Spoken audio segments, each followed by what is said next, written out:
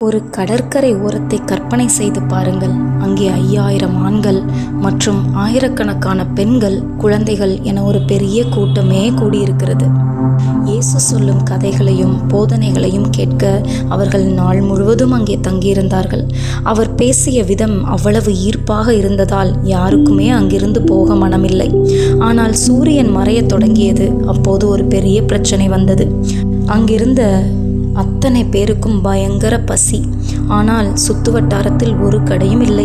இயேசுவின் சீஷர்களுக்கு கவலை வந்துவிட்டது.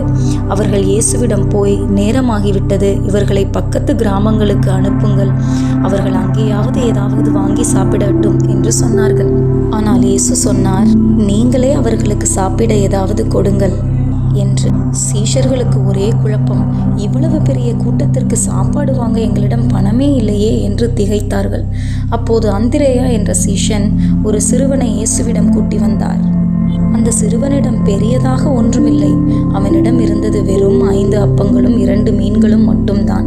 சீஷர்கள் இதை பார்த்துவிட்டு, இவ்வளவு பேருக்கு இது எம்மாத்திரம் என்று சலித்து கொண்டார்கள்.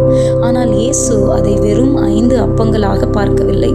அதில் ஒரு வாய்ப்பை பார்த்தார். மக்களை புல்வெளியில் அமரச் சொன்னார். அந்த 5 அப்பங்களையும் 2 மீன்களையும் கையில் எடுத்து வானத்தை பார்த்து பிதாவுக்கு நன்றி சொன்னார்.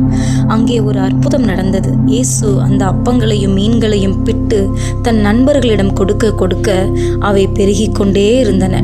அவர்கள் மக்களுக்கு பரிமாற உணவு தீரவே இல்லை.